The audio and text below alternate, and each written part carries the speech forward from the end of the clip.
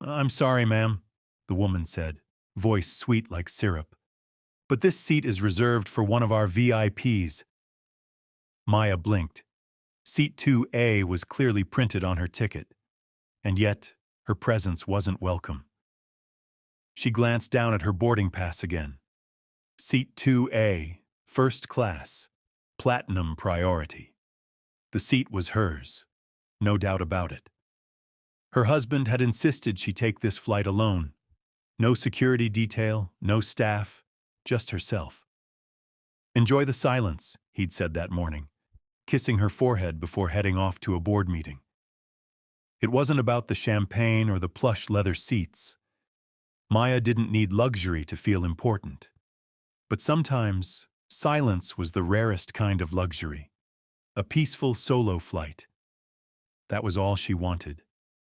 Now, the quiet she'd hoped for had been replaced with rising murmurs and shifting glances. The flight attendant, Lauren, according to her name tag, hadn't moved. Her smile remained, but it had thinned, as though stretched over something sharp. Before Maya could speak, a voice rang out behind her, loud, nasal, and laced with entitlement. "Oh, no, no, no," the woman said dramatically. "That's my seat. I always fly 2A." Maya turned as a woman in an extravagant designer coat swept forward. Huge diamond studs sparkled in her ears, and her oversized bag screamed money. But her energy screamed something else. Ownership. Karen Delgado. Lauren took a tiny step back, giving Karen space, and shot Maya a quick, almost apologetic glance, followed by a barely there eye roll. "There must be some confusion," Lauren said sweetly. "We try to reserve certain seats for our most loyal clients. Ms. Delgado flies with us weekly." "I'm platinum too," Maya replied calmly, offering her boarding pass again. "This seat was booked weeks ago." Lauren took it gingerly, barely glancing before handing it back. "There's no need to make a scene," she said. "Let me find you something more suitable. We have extra space in the back of the cabin. You'll be more comfortable there." More comfortable. The words hit harder than they should have. Karen stepped in again, loud enough for half the cabin to hear. "She doesn't look like a first-class flyer," she said, not even bothering to lower her voice. "Can we fix this? I have a connection in Miami." From across the aisle, a man lowered his newspaper, eyeing the interaction. A couple nearby stopped whispering and simply stared. A phone slipped out, low and quiet.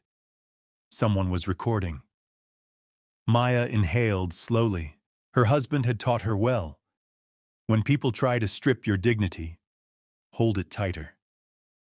"I'm not moving," she said, her tone low but clear. "This is my seat." Lauren's smile twitched. "Ma'am, if you refuse to cooperate, we'll have to escalate this." "Go ahead," Maya said. And then, gently, she took her seat. The cabin grew noticeably quieter. Karen's gasp echoed off the walls. The tension was no longer subtle, it was crackling. From her window, Maya could see the plane crew preparing for takeoff.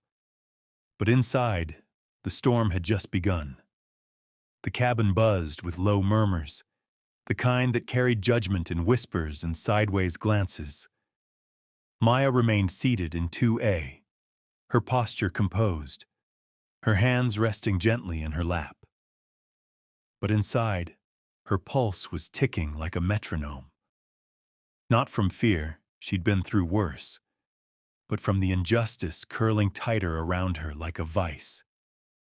She watched Lauren disappear toward the front of the cabin, her heels clicking with urgency, her professionalism stretched thin. Karen, still hovering nearby, crossed her arms and exhaled with an exaggerated huff. "Can we please stop pretending this is a debate?" Karen said loudly enough for several rows to hear. "That's my seat. I don't know why she's even still there." Maya said nothing. She didn't need to. Her presence was her protest. She was done justifying her existence. A few moments later, Lauren returned, and with her came a tall, broad-shouldered man in a pressed navy blazer. His name tag read, Trevor, Cabin Supervisor.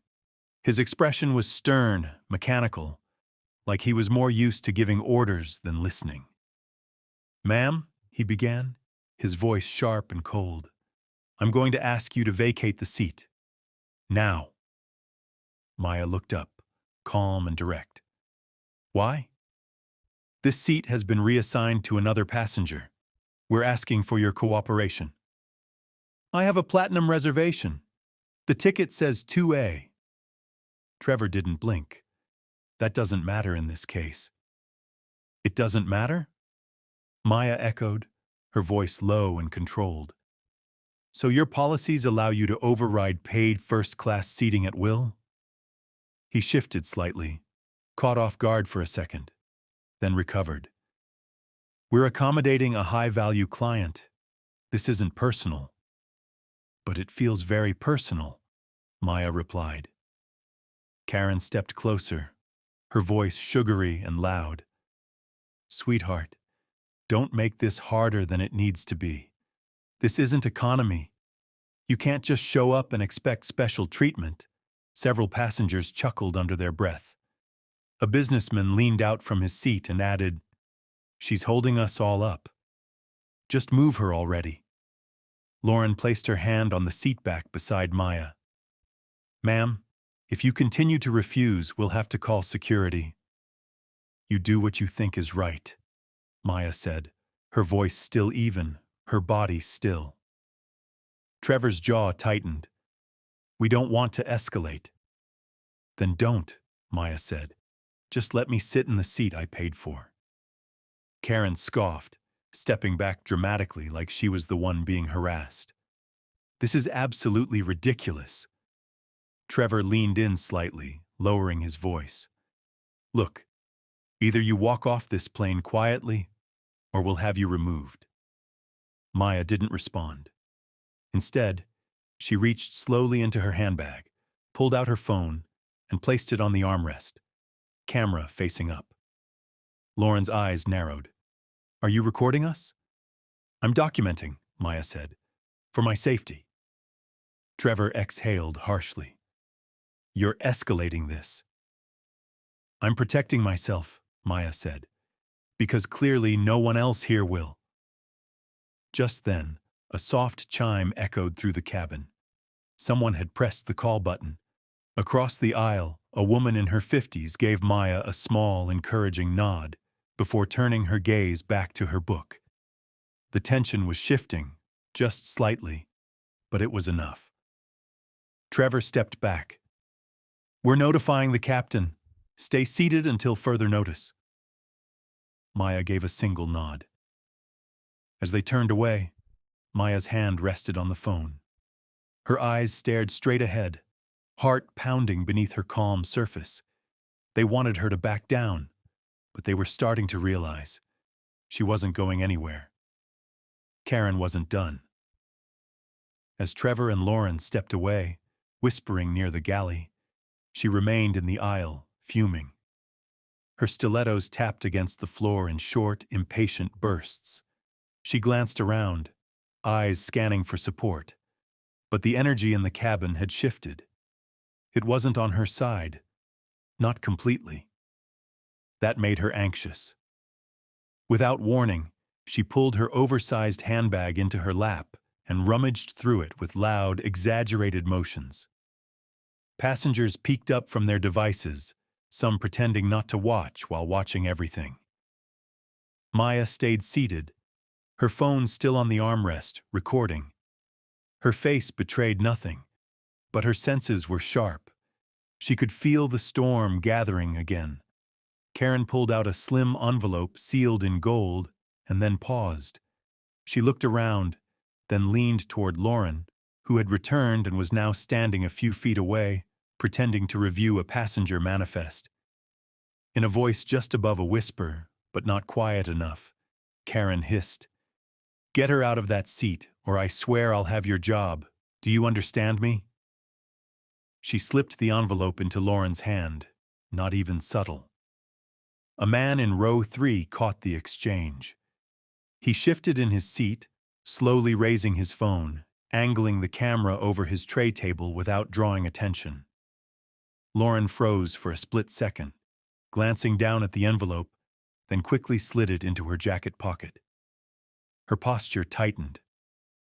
Maya saw it all. She didn't speak, didn't move, but her phone was still recording, catching every word, every motion. Trevor returned, unaware of what had just happened. He looked more irritated than ever. "Enough," he said loudly. "Ma'am, you've disrupted this flight long enough. Either you move now, or you will be removed from the aircraft." "I haven't disrupted anything," Maya said, still calm. "I've remained seated in the place assigned to me.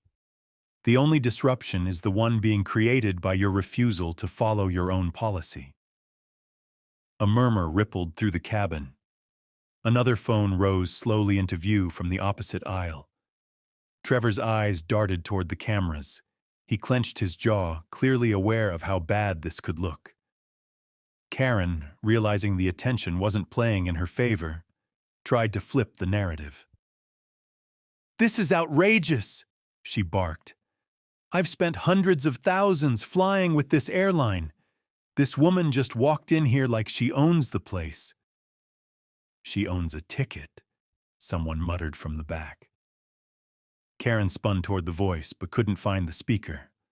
Lauren moved beside Trevor, speaking in a hushed voice. "She's recording, and so are others.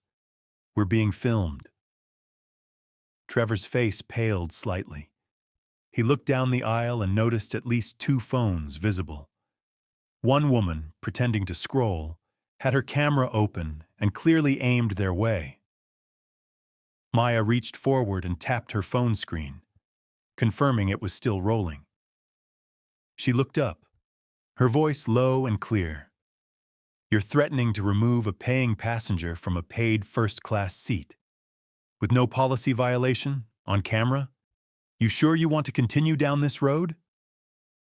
Trevor opened his mouth to respond, but hesitated. Karen exploded. "Why are we even entertaining this?" she yelled. "This is first class. She doesn't belong here." More phones came out. The man from row 3 shifted, now clearly filming. The woman across from Maya leaned forward slightly, her camera catching Karen's outburst. And Maya? She didn't flinch. She picked up her phone, turned it gently toward her, and in one motion, pressed the red button to start a direct video recording. She looked into the lens, then calmly spoke. "This is Maya Richardson, platinum passenger on SkyWest Flight 427 to Miami. I am being asked to give up my seat, 2A, which I paid for and booked in advance, to accommodate another passenger. I have been offered no refund, no policy explanation, and have now witnessed an apparent bribe exchanged between a passenger and a flight attendant." She paused, her voice unwavering.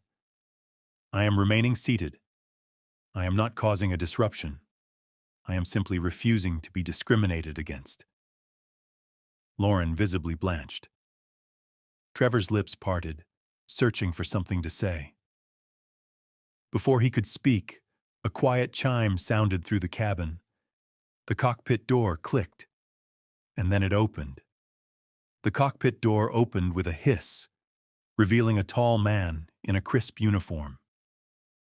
Captain James Reynolds stepped into the cabin, his expression unreadable beneath the brim of his hat. His presence carried the authority of the sky itself, calm, structured, and absolute. He walked with purpose down the aisle toward seat 2A, where Maya sat still and composed. Around them, the cabin quieted again, passengers leaning ever so slightly forward to catch the next part of the unfolding drama. Trevor straightened quickly, stepping aside to make room. Lauren retreated just a bit, but her eyes stayed fixed on the captain, watching for a signal, an alliance. Captain Reynolds stopped in front of Maya, his voice neutral and practiced. "Ma'am, I understand there's been an issue with your seating assignment." "No issue," Maya replied. "Just staff trying to relocate me without a valid reason." He glanced toward Trevor. "She has a boarding pass for 2A?" "Yes, but—" Trevor began, only to be cut off by the captain raising a hand. Reynolds turned back to Maya. "Under FAA guidelines, we can reassign seats when necessary for safety or operational reasons. It's within our discretion." Maya met his gaze. "And what's the safety reason here?" The captain didn't answer right away. He seemed to consider her question, then looked around the cabin. Dozens of eyes stared back at him. Some judgmental, some curious, a few recording. He noticed. "There's a high-value frequent flyer who usually sits in this seat," he said finally, his tone carefully neutral. "We're simply trying to accommodate her." "By displacing another high-value flyer?" Maya said, lifting her phone slightly from the armrest. "I'm Platinum. I booked and paid for this seat weeks ago." A beat passed. The captain exhaled, folding his hands behind his back. "Ma'am, if you refuse to comply, we may need to deplane you. I'd prefer not to escalate further." Karen, now standing nearby with arms crossed, scoffed loudly. "I can't believe this is still going on. It's absurd." From the far end of the cabin, a voice called out, "She's not the one causing the scene." A few passengers nodded. One woman muttered, "Let her fly." Maya stayed seated, still calm, still unshaken. She wasn't yelling, she wasn't arguing. She was simply there. "I'll ask one more time," Reynolds said. "Will you move seats?" Maya reached for her phone and tapped the screen again. It made a soft sound as she began recording once more. "I'm documenting this," she said, speaking clearly. "Because if I'm removed from this aircraft, it won't be due to any policy violation. It'll be because I refuse to give up my paid seat for someone louder and flashier." Karen turned bright red. Trevor looked as if he might be sick. Lauren's hands were balled into fists at her sides. Captain Reynolds seemed to hesitate, but then his eyes narrowed slightly. He wasn't used to being challenged like this, not by passengers, and certainly not on camera. He leaned forward. "You're risking your travel plans over a seat." "I'm standing up for what's mine," Maya replied. "Even if I have to do it sitting down." Reynolds held her gaze for another moment, then turned toward the front of the plane. "Security," he said into his radio. "Passenger 2A is non-compliant. Prepare to remove." The words dropped like stones in a still pond. Karen smiled wide and took a step forward. "That's more like it," she said. A man across the aisle shook his head. "What a disgrace," he muttered. The cabin was no longer neutral. It was turning, and Maya knew it. But she also knew something else. This moment wasn't the end. It was the spark. The sound of heavy boots echoed from the jet bridge. The officers were on their way. Maya adjusted the collar of her blouse, slid her phone back into her hand, and quietly began saving the video to the cloud. She wasn't afraid. She was ready. The security officers boarded with practiced authority, boots thudding against the jet bridge, shoulders squared, expressions blank. The cabin quieted into a thick, unnatural silence. Passengers shifted in their seats, some uncomfortable, others openly watching like spectators at a live show. Maya didn't move. She remained in 2A, hands folded neatly in her lap, the phone resting screen up on the armrest. Her face was composed, but her eyes were sharp, steady. She wasn't here to fight, but she wasn't going to vanish either. The taller of the two officers approached first. He spoke in a calm, neutral tone, as if this were just another line on his checklist. "Ma'am, we need you to come with us." "Under what grounds?" Maya asked, without raising her voice. "We've been told you're refusing crew instructions," he replied. "That constitutes a disruption of flight operations." "I'm refusing to surrender a paid seat for which I hold a valid boarding pass," she said, "and I've remained seated, calm, and compliant in every way that matters." Trevor stepped forward, clearly agitated. "She's been recording crew, refusing directives, and inciting tension in the cabin." A few passengers audibly scoffed. One of them, an older woman in the third row, spoke up. "She hasn't raised her voice once," she said firmly. "It's the staff creating tension, not her." The officer glanced at Trevor, then back at Maya. "Ma'am, we still need to ask you to step off the aircraft." Karen smirked in the background, arms crossed, lips curled in satisfaction. Maya reached for her phone slowly and pressed one button. The recording resumed. "I am being removed from my seat without cause," she said clearly, holding the phone toward the officer. "I am documenting this for legal purposes. I have not broken any rules, committed no safety violations, and have not interfered with flight operations. I have simply refused to surrender my paid seat to accommodate someone else's preferences." Trevor threw his hands up in frustration. "This is ridiculous." The officer didn't respond to him. Instead, he took a half step back and gestured calmly. "Please, ma'am." Maya looked around the cabin. A few people lowered their phones. Others stared at her with empathy. One man mouthed, "I'm sorry." She stood slowly. No tears, no dramatics, just dignity. As she picked up her bag and turned to walk down the aisle, someone behind her muttered, "Unbelievable." Another voice called out, "She didn't deserve that." Karen moved quickly into the now empty seat, huffing like she had endured some unbearable injustice. "Finally," she said, snapping her fingers at Lauren. "Champagne." Cold Lauren didn't move right away. Her face was pale, her jaw clenched. Maya stepped off the plane, escorted but not touched, her heels silent against the floor. The moment she crossed the threshold back onto the jet bridge, she took out her phone again. The video had already backed up. She opened her messages and typed with sharp precision. "James. They pulled me off the plane. Bribery, humiliation. I have it all on video." She hit send and kept walking. She wasn't shaking. She wasn't even angry. She was focused. They had no idea who they'd just embarrassed. But they were about to find out. The video was online within an hour. No hashtags, no commentary, just raw footage. Maya's calm voice, Karen's tantrum, the envelope slipping into Lauren's jacket, the forced removal. It was all there, undeniable, unedited. By the time Maya reached the airline lounge, her phone was buzzing nonstop. Mentions, tags, message requests. She ignored them all. She didn't need validation. She needed results.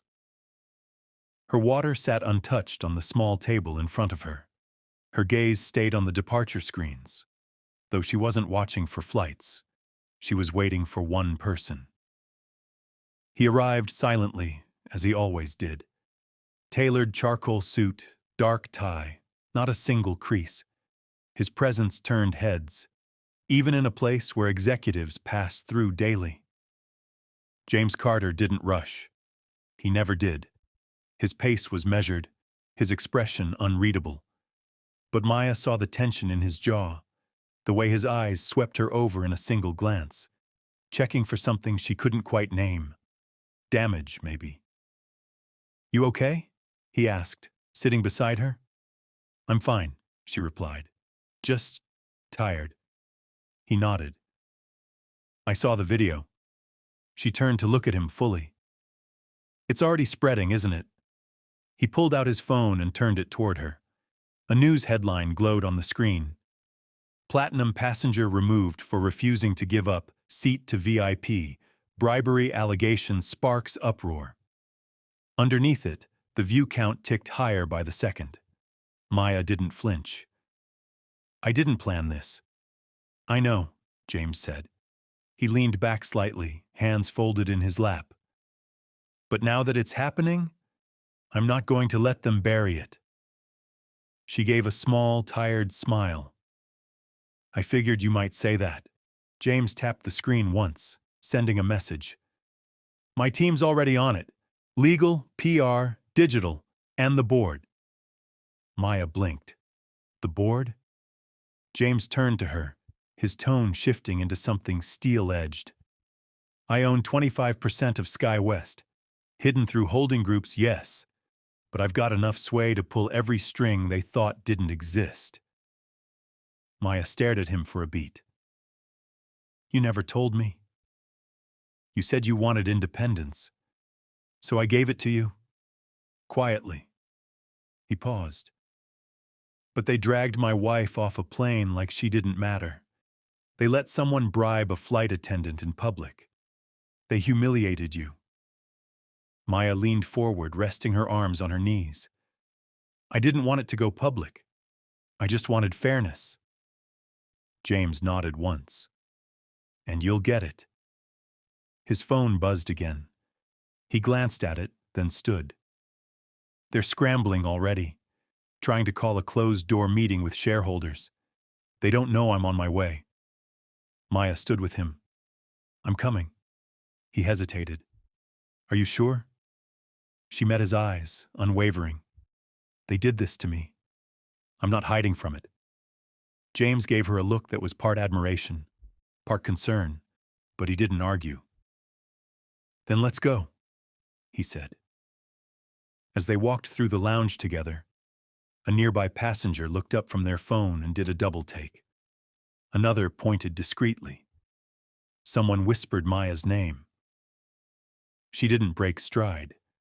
Her walk was calm, measured, and unstoppable. The SkyWest corporate headquarters was in downtown Chicago, a glass and steel fortress that loomed over the river.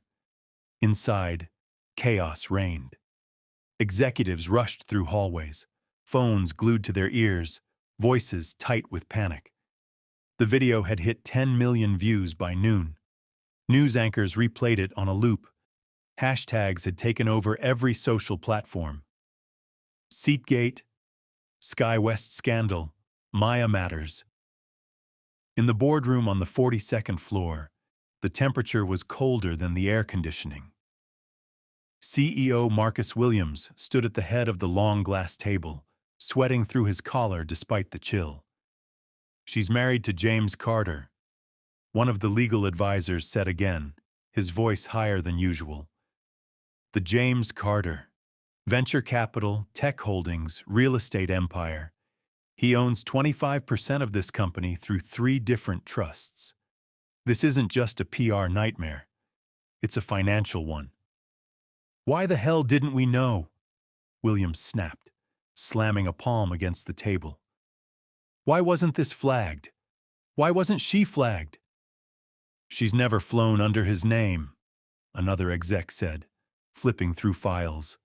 No Carter tags, no shared accounts. She's just Maya Richardson in our system. She's not just Maya Richardson anymore, a younger VP muttered. She's a viral icon, and we just publicly dragged her off a plane. Before anyone could respond, the doors to the boardroom opened. James walked in first, calm, deliberate. His suit looked like it had been tailored that morning. Maya followed a step behind. No designer labels, no entourage, just her presence, unbothered, unshaken. The room froze. James didn't wait for permission to speak. I called for an emergency meeting, he said, voice clear and sharp. No one answered, so I decided to show up. Williams tried to force a smile. James, this is highly unusual. James cut him off. Unusual would be removing a platinum passenger from her seat for no reason. Unusual would be ignoring a public bribe between a customer and your staff. Unusual would be watching your stock drop 12% in a day. Maya remained silent, her gaze sweeping the room. No one could meet her eyes for more than a second. James placed both hands on the table. So here's how this is going to go. You're going to fire the 3 employees involved. Immediate termination. That includes Lauren, Trevor, and the captain who authorized her removal. Captain Reynolds is union, someone started. Then let the union deal with him, James said, not missing a beat. You'll also issue a public apology by 5 p.m. today.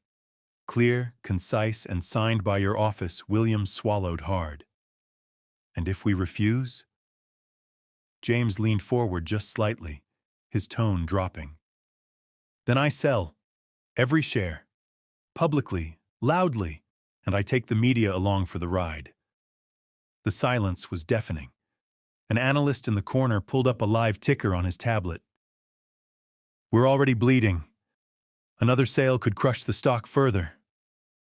James didn't look away. I don't bluff. Maya stepped forward for the first time, her voice calm. This isn't about ego. It's about dignity. You humiliated a woman who followed every rule, and now you have the chance to make it right. Or to watch this company fall apart in front of the world. The room was still. Then Williams slowly nodded. You'll have what you asked for. James straightened. And one more thing. Maya will be involved in your customer experience overhaul as a consultant, effective immediately.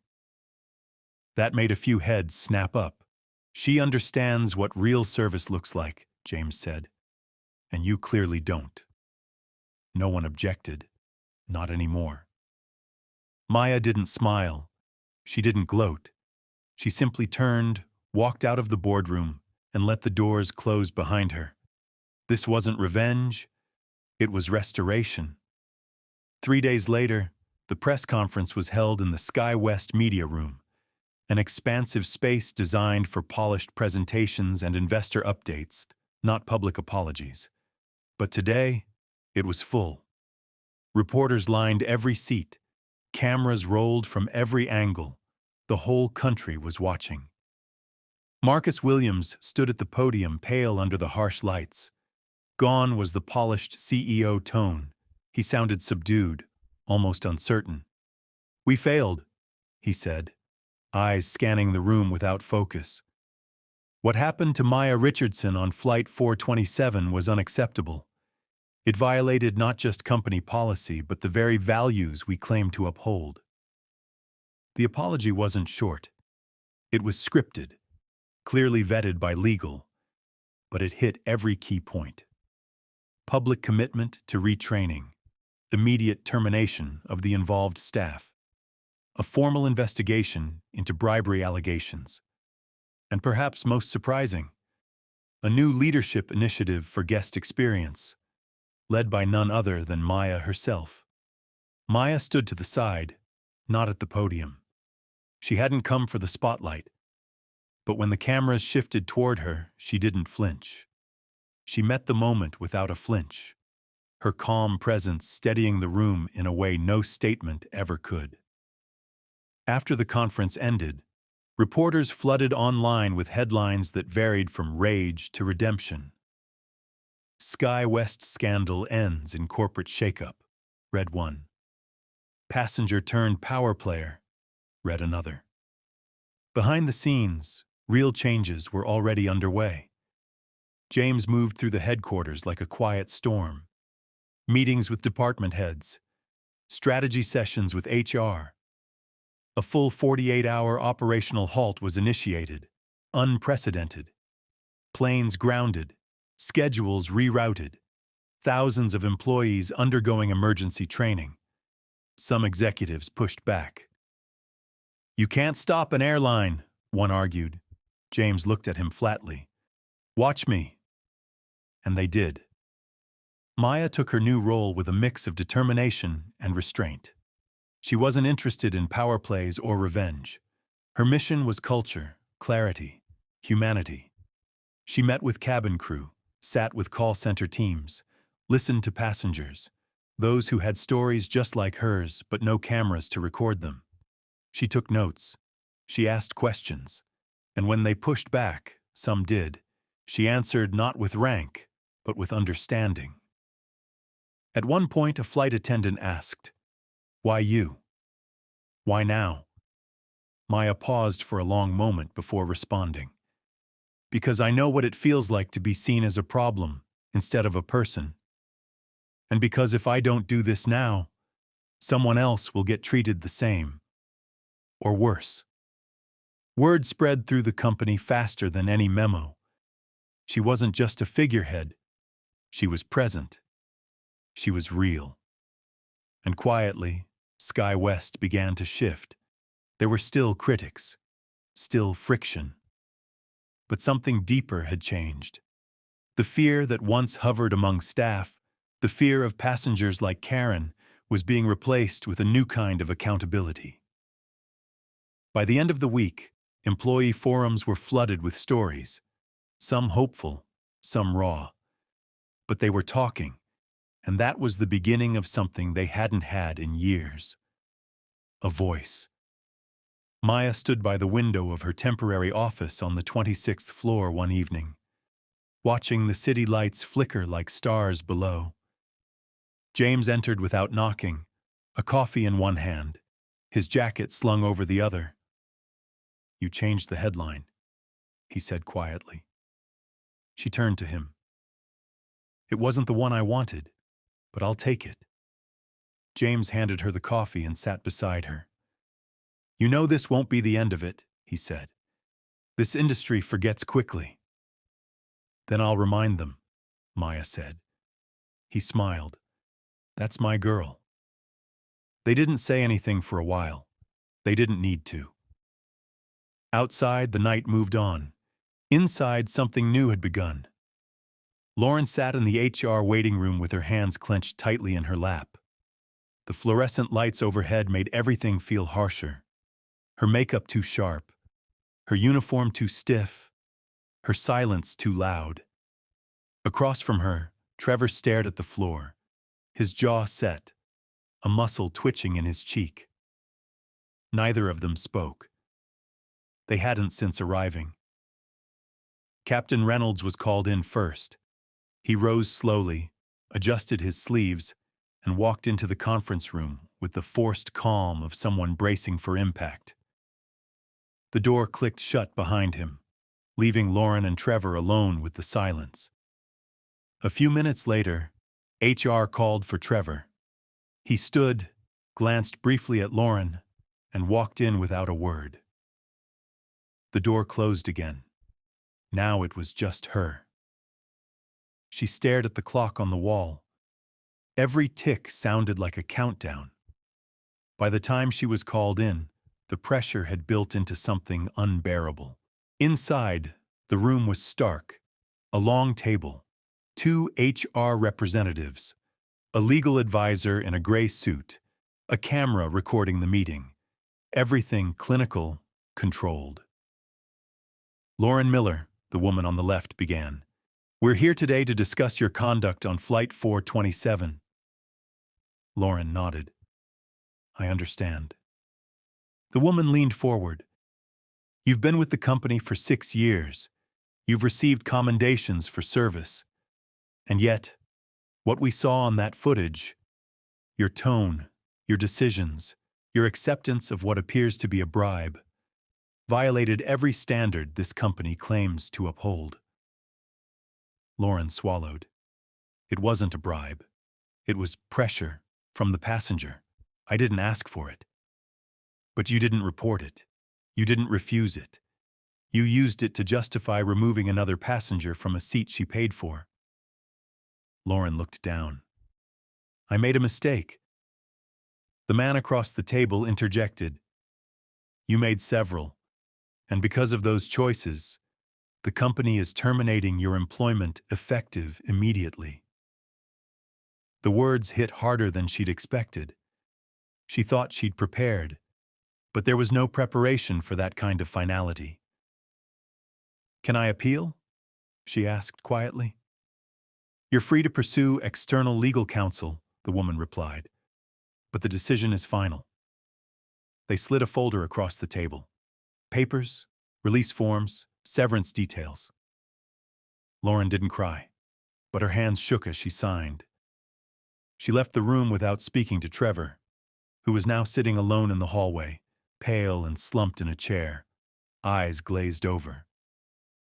Captain Reynolds exited another hallway with his pilot wings in his palm, not on his chest. He walked straight past them without a word. Elsewhere, the fallout was just as swift. Karen Delgado's name was blacklisted from every SkyWest booking system. Her frequent flyer status revoked. Her name flagged with a permanent note: banned. When the news hit social media, her publicist tried to spin it. "A misunderstanding," she called it. "A media hit job." But the video didn't lie. The internet had long since chosen its side.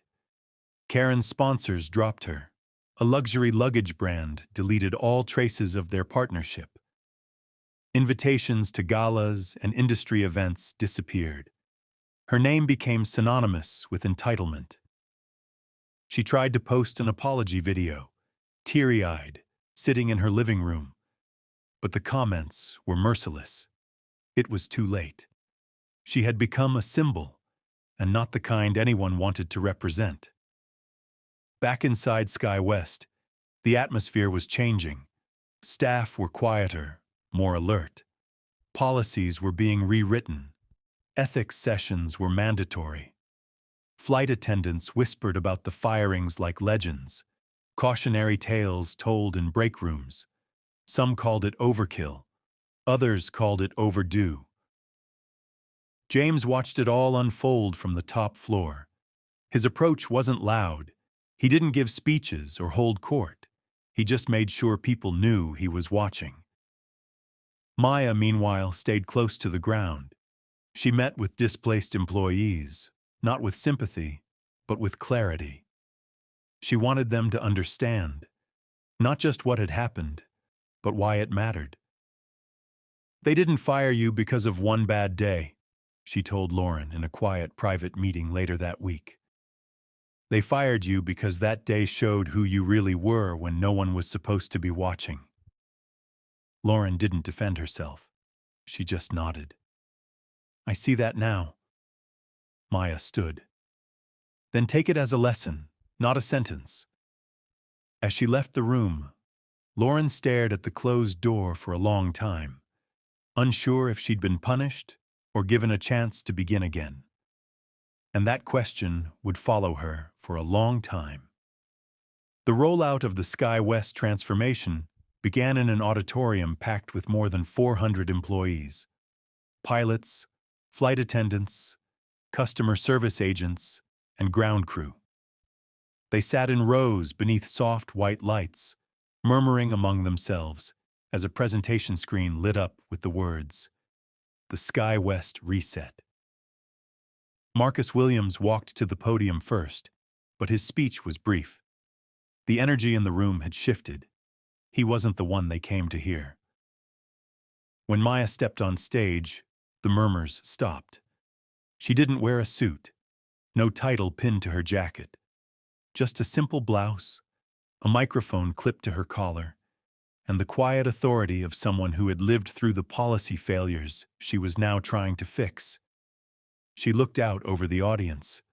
Not nervous, not rehearsed, real. "I'm not here to shame anyone," she began. "I'm not here to play the victim either. I'm here because I believe people, when given the chance, can do better." Silence. She let the words hang in the air before continuing. "Many of you have probably seen the video. Some of you may have thought, that could have been me. I've been in that position. I've made snap judgments. I've followed orders without asking why. That's okay. Acknowledging it is the first step toward changing it." In the crowd, a few heads nodded. Others remained still, waiting. I sat in 2A with a valid boarding pass and got treated like an intruder. Not because I broke the rules, but because of how I looked. Because of what people assumed. That's what we're here to change. She clicked the remote. A new slide filled the screen behind her. 3 simple words. Listen, respect, rebuild. This isn't just about training modules and policy updates. It's about rehumanizing our company, about making dignity part of our protocol. A woman in the second row, gray streak in her hair, wings pinned to her chest, raised her hand. "How do we know this isn't just a PR move?" she asked. "How do we know it'll stick?" Maya didn't flinch. "Because I'm not leaving," she said. "I'm not here for a temporary position. I'm not here for revenge. I'm here to make sure what happened to me never happens to someone else.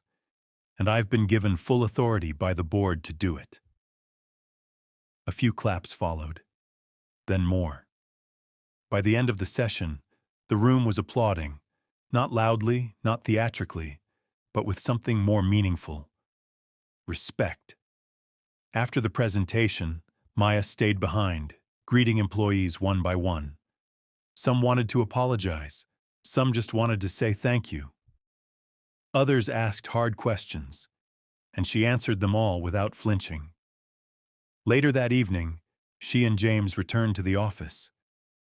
They stood in the quiet of the executive suite, the city stretching out beneath them like a sea of stars. "You impressed them," James said, pouring 2 glasses of sparkling water. "I didn't want to impress them," she replied. "I wanted them to think." He handed her a glass. "You made them do both." She took a sip, then looked out the window, her reflection faint in the glass. "This isn't over," she said. "This is just the beginning." James nodded slowly. "Good, because we're not just fixing an airline." She turned toward him. "No?" He stepped beside her, voice low. "We're building a standard." Outside, another SkyWest plane rose into the night sky. And for the first time in a long time, Maya felt like it was carrying more than just passengers.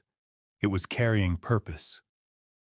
6 months later, the halls of SkyWest looked and sounded different. The usual clatter of hurried footsteps and tense voices had given way to softer greetings, quiet laughter, a sense of calm where there had once been chaos. It wasn't perfect, not by a long shot, but something real had shifted. The culture was no longer dictated by fear or status. It was being shaped by accountability. The SkyWest reset had gone from slogan to system. Each department had completed new training. Not just the performative kind. Real scenarios, emotional intelligence exercises, and customer empathy labs led by people who had actually been on both sides of a service desk. Maya had kept her promise. She didn't disappear into some polished office. She stayed in it. She reviewed reports, visited terminals unannounced, shadowed crews on red-eye flights. She still dressed simply, still greeted everyone by name when she could remember it. And people noticed. Even the most cynical employees began to shift, like Trevor. After his termination, he'd been adrift, too proud to apologize, too shaken to pretend it hadn't mattered.